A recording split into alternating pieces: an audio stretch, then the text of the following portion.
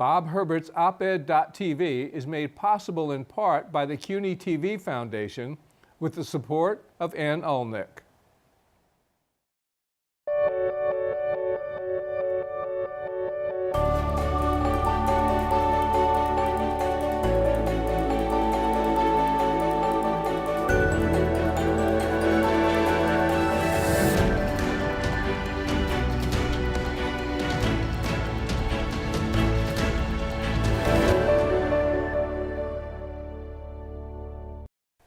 Hi, I'm Bob Herbert. Welcome to OpEd.tv. National surveys have shown that fewer than 1/3 of 8th graders could identify the purpose of the Declaration of Independence, and fewer than half of all Americans can name the 3 branches of our federal government. Civic ignorance is rampant in the U.S., and we are all paying a price for it. What can be done? I'll ask my guest, Michael Rebell, a professor at Columbia Teachers College and Columbia Law School, who is engaged in an all-out campaign to improve the teaching of civics and government in our public schools. He is the author of Flunking Democracy, Schools, Courts, and Civic Participation. Michael, welcome. Well, thank you. Nice to be with you, Bob. You think that civics should not only be taught, but should be a requirement, a priority in the public schools. Why? Definitely. Well, to begin with, the basic purpose of our public school system, the reason why it was established, was to prepare young people to be active, effective citizens that would be able to maintain a democratic society. And we've lost that vision to our great detriment, because I think preparing kids for capable citizenship is not only as important in the 21st century as it was in the 18th or 19th century, it may even be more important today. Right. As important as it is, civics education, it is far from a priority in the public schools. And in fact, over the past few decades, the schools have been de-emphasizing civics. You actually have mentioned a few reasons why this is the case. Can you go over some of that? Oh, sure. Well, one very obvious reason is that the federal government and most states following them, and it was partly following the money, have de-emphasized social studies in general and civics in particular, because there's a high premium now on standardized test scores, basically in math and English, to a lesser extent science, but social studies doesn't count at all.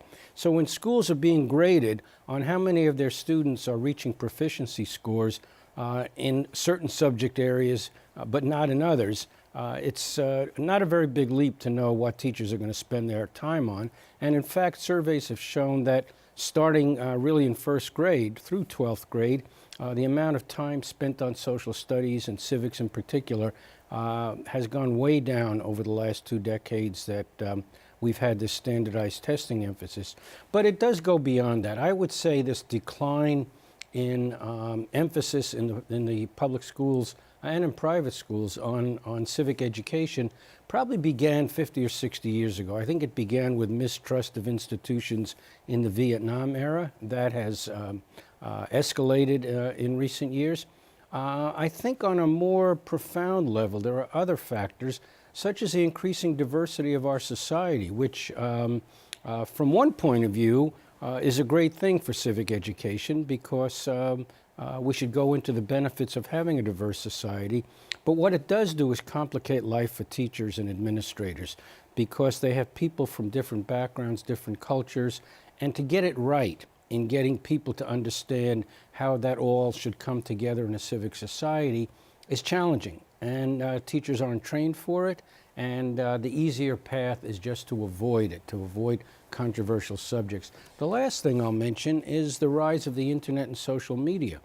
That's made it extremely important to have proper education in the 21st century for kids to know how to get their news straight, to have critical analytic perspectives when they go on the internet, when they go into social media. That's also challenging for schools to do, and they've shied away from it. That's the problem. Now, you also mentioned, you were just talking about social studies as well, but also history, and you've been saying that it's important for students to have a grounding in history and social studies if they're going to be good citizens. if you're teaching civics, why is it also necessary to have a grounding in history and social studies? Well, you've got to understand the context in which issues arise. So it would be great if all our students understood separation of powers and what all the branches of government do. But they really have to understand why we had a civil war 100 years ago. They have to understand how this country's democracy emerged in the 18th century, why we have a constitution that has a Bill of Rights. And without some historical perspective on where our civilization came from, where it's going today, and a global sense of what's been going on in other countries and what Chinese civilization means, what African countries' histories mean, you really cannot be the kind of engaged citizen that I think George Washington and Thomas Jefferson and the other founders had in mind. I agree. The civic landscape is far more complex, many additional issues than even when I was coming along in primary grades in high school and college. But you've described this as a crisis. There's a sense of urgency when you talk about this, when you write about this. What makes you think that it's a crisis as opposed to just say, without minimizing it, but an issue of a certain importance? Well, I think our democracy is in a crisis, quite frankly. It's been facing challenges for years, and those challenges have only gotten worse. If people who are voting don't understand what the rule of law means, if they don't understand checks and balances and some of the fundamental assumptions of our government system, if they don't understand, like some of the young people I've been talking to who have told me they didn't even know that they had a right to get involved with their state and local government, where does our democracy stand?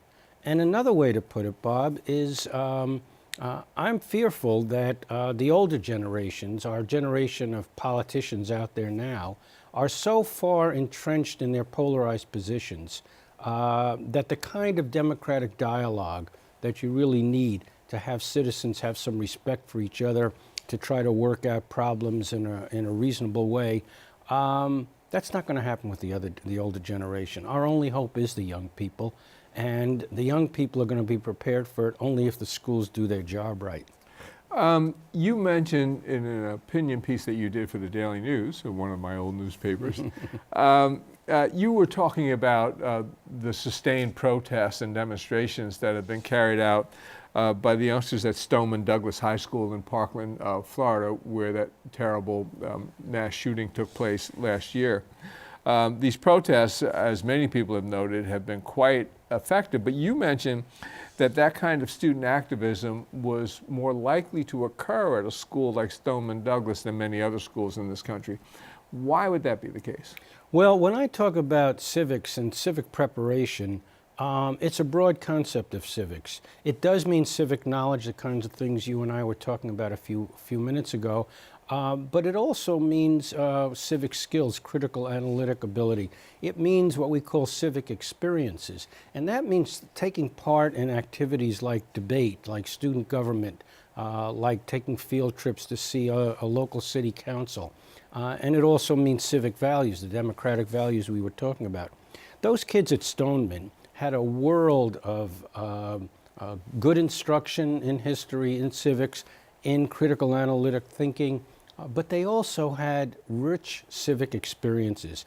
And it was very interesting, almost tragically interestingly, that every kid at Stoneman, as I understand it, has to take speech and debate. And their debate topic they were working on for that year was gun control. Oh. So this is one reason why everybody said, you know, a week after the shootings, they were appearing on CNN, on national television, and were such articulate young people on these issues. Well, they were prepared for it. But the problem is, as you know, we have huge inequities in the funding of education throughout the country, and schools that tend to be in areas with high needs, low-income areas, areas largely with young students of color, They don't have the resources that you have at Stoneman Douglas. They don't have debate teams. They don't have trips to see a local city council in operation. And often in New York City, they don't even have a student newspaper. Right. So those kids are at a real disadvantage. And they don't tend to get the best teachers for various reasons. So teaching the kind of skills you need for effective participation also takes a certain kind of training and a certain level of teacher competence. You mentioned a moment ago that there are risks right now to our democracy that we're experiencing. Can you expand on that a little bit? How much trouble do you think our democracy and our democratic processes are in right now? Well, one thing I'm very fearful, and you know I'm trained as a lawyer, when I see the assaults on the rule of law and the fact that when you see polling around the country, some of these things don't get much of a ripple from many of the voting population. The other point is, when we come to voting, which is the essence of our democratic system, the U.S. is near the bottom among the 100 or so industrialized, advanced countries in the world. We are literally in the bottom 10% or so as far as voter turnout is concerned. That sends a message to politicians. It means that certain interest groups that have some money to influence the smaller number of people who are voting have inordinate power in the society. So all of this builds on itself, and it does create a real crisis. What is this about? Are Americans just not interested in civic affairs? Are too many of us too busy? Are people taking their democracy for granted? What's the story? Well, part of this is we no longer have a common public square, as some people have put it. You know, back when you and I were growing up, we had 3 networks giving us the news. Right. So we were all seeing the same news sources.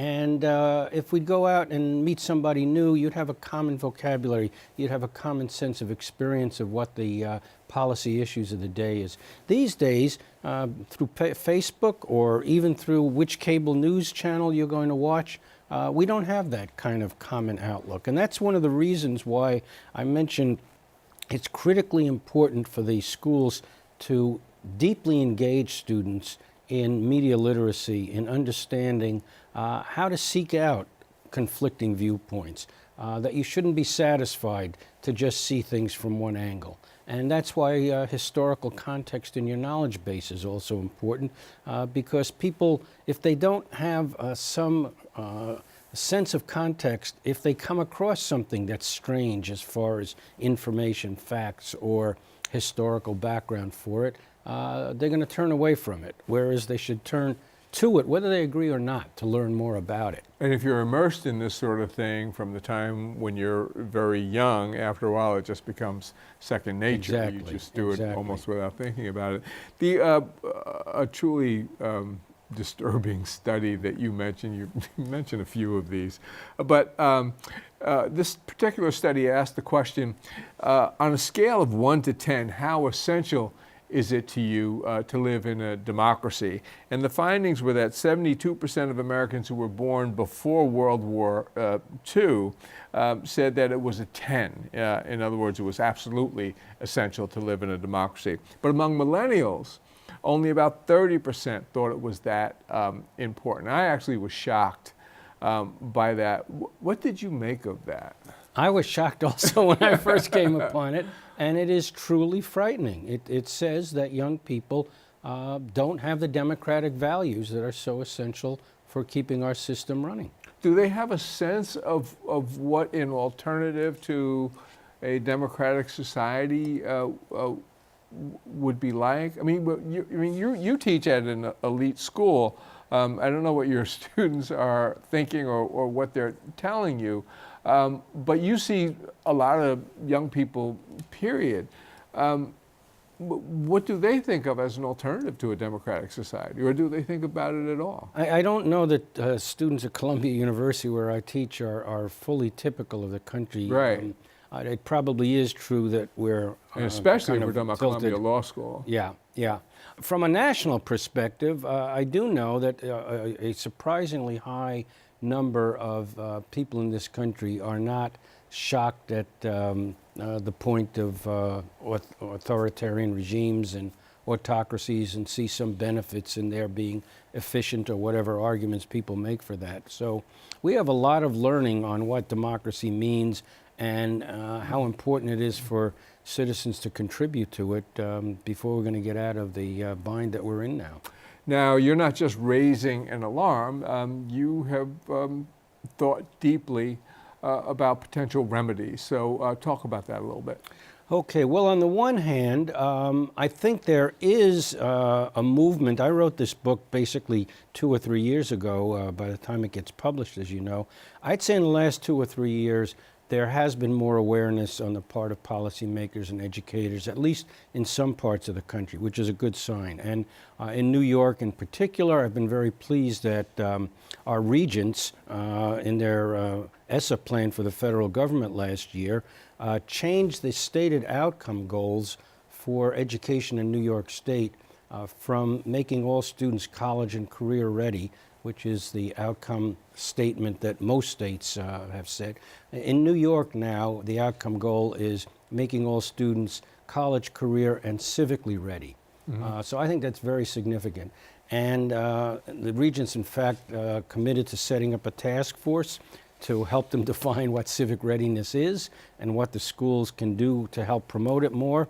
And they asked me to chair that task force, so that's something I'm working on. We've also formed a coalition in New York State called Democracy Ready New York. We have about 35 major statewide organizations, the leading education groups, the School Boards Association, the union, the state PTA. We have the leading civic groups, the League of Women Voters, the Civic Union, Generation Citizen. And these folks usually have not been talking to each other. So it's great that we've got a great conversation going on. We're already into issues like media literacy, and we're going to come up with proposals that we're going to ask the legislature to consider. So that's New York State, and I think New York is moving forward. We've got 49 other states, and New York is far from perfect, by the way. Right. So I do think that this is an important enough issue that it should be brought before the courts, and in particular the federal courts. And I think if we can get the U.S. Supreme Court to focus on this and make a very definitive statement that kids have a right to an education that'll prepare them to be capable citizens in a democratic republic, that will make this definitely a major priority. It will have ramifications beyond education. It will be a statement about the importance of civic knowledge and civic functioning for all our citizens. So that is something I'm committed to. And as you know, a couple of months ago, we filed a major federal litigation in the U.S. District Court in Rhode Island. And we're going to push this as far as we can. I can't guarantee, the Supreme Court gets to choose what cases they want to focus on, but we're going to try to set this up to ask the judges to really focus on this issue. Now, you were one of the leaders of a lawsuit quite a few years ago now in New York that had to do with educational equity in terms of funding and that, right, and that sort of thing. But this was under the umbrella of a state constitution that imposed certain education requirements on public schools, right, in New York. If you go into the federal courts, and especially if you get up to the Supreme Court, what's the basis for, since there's no requirement that I'm aware of in the U.S. Constitution, or for that matter in federal law, what's the basis for the Supreme Court getting involved and coming down with the kind of verdict that you would be in favor of? It's a very insightful issue you raised, Bob, because in fact, the Supreme Court is on record as saying there's no right to education under the federal Constitution. So what are we doing in federal court? But here's the interesting thing. They made that holding 45 years ago in a case called Rodriguez versus San Antonio School District, which was a fiscal equity case. The kids in that school district were looking for equal funding to the wealthy districts that were nearby them. And the court didn't want to get into that. So they said there's no language about education in the federal Constitution. These kids don't have a right. Too bad, there's an inequity, go to state court. So that's why we had all these fiscal equity cases in state courts, including New York. But the interesting thing in that case was It was a 5-4 decision, very close. And the dissent, needless to say, was very worked up about where the majority came out. Right. Thurgood Marshall wrote a really stinging dissent. And he said, okay, there's not a word about education in the federal Constitution, but there is a 15th Amendment that says every citizen has a right to vote. There is a First Amendment that says every person in the country has a right of free speech to petition your government and all. And he went on, nobody can fairly exercise those rights effectively if they haven't had a decent basic education. The majority was troubled by that, and the majority decision written by Justice Powell said, we don't dispute those propositions, but the plaintiffs in this case did not present evidence on that. They said we don't have as much money as the neighboring district. They didn't say we're not getting this basic education for citizenship, whatever it is. So we'll leave that issue for another day. So he was saying essentially that because this is a fiscal equity case that was brought, right, we don't have to rule on these other issues that were raised by Thurgood Marshall. And they essentially said, you're making some good points, my brethren in the dissent, but we'll leave that for another day. So we're saying 45 years later, the day has come. Could some sort of requirement that schools provide civics education be imposed by Congress? I'd like it to be imposed by the Supreme Court. But yes, if the Supreme Court doesn't do it, Congress could do it through their power of the purse. The same way No Child Left Behind made standardized test scores in English and math a priority, Congress could say if you don't take certain steps, like at least having a course on civics, which in Rhode Island, they don't even have a civics course that is required. It's one of the reasons we brought the case in that state. Yes, Congress could require that. That wouldn't be easier to try and get legislation passed as opposed to trying to get a Supreme Court ruling? We've just come off a 35-day shutdown of the government. I don't have much confidence that anything controversial can get through the Congress these days. And I do believe, the difference is courts, when they look at a hard issue, they have to do reasoned analysis. They have to publicly justify their reasons. They have to sign their names to them. And I think most judges, quite frankly, whether they're Republican or Democratic, and we're very conscious of bringing this case on a nonpartisan basis, I think they're going to respond to this, the need for civic education. Judges know about the rule of law. They feel the fact. A lot of them try to work with high school students and all because they know how important this is.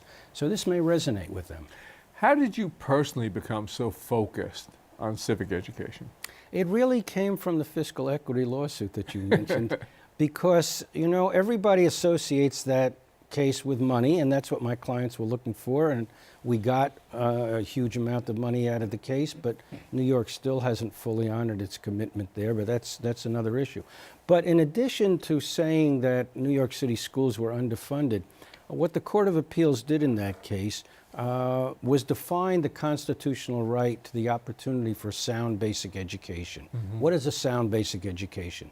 We spent a lot of time in that court case working on that, and the final definition, which is now the constitutional right of every kid in New York State, is sound basic education means an opportunity to develop the skills you need to function productively as a civic participant. So they put that up there as the prime purpose of education, and I've been concerned over the years, especially in the recession when they started cutting funding, that all our kids are not getting that kind of education, especially in the high-need, low-income schools which predominate in New York City and other parts of the state. We're going to have to leave it there. We've run out of time, but I wish you well in this campaign. I think it's crucially important. Michael Rebell, thank you. Thank you, Bob. We'll be back in a moment with a final word.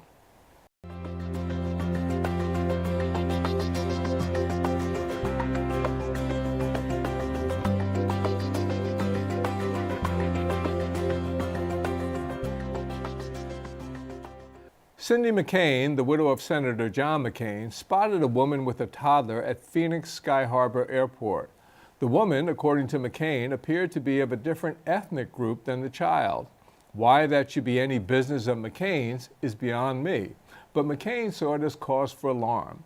She went in search of police and told them she feared, get this, that the child was being trafficked.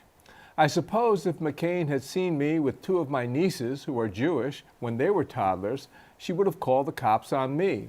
And I imagine her mind would have been boggled if she'd ever seen the range of colors and varied appearances among relatives of mine who were all African American. Maybe she could have called an entire precinct to investigate us one by one. Of course, the police in Phoenix intervened after being alerted by McCain, which must have truly alarmed the poor woman whose mere presence had caused McCain such agita. The police found that the woman had done nothing wrong, that the child was not in any danger, and there was no basis for McCain's fantasies of crime and mayhem. As if her behavior wasn't odd enough to begin with, McCain went on a radio program and said she had in fact stopped a trafficking attempt. This is her exact quote. "I went over to the police and told them what I saw, and they went over and questioned her. And by God, she was trafficking that kid." Well, by God, Cindy McCain, that's a lie. I'm sure it's too much to ask, but I truly wish that people could keep their raging prejudices to themselves and not bother people and their families who are doing nothing more than trying to live their lives in peace. That's all for now. See you next time.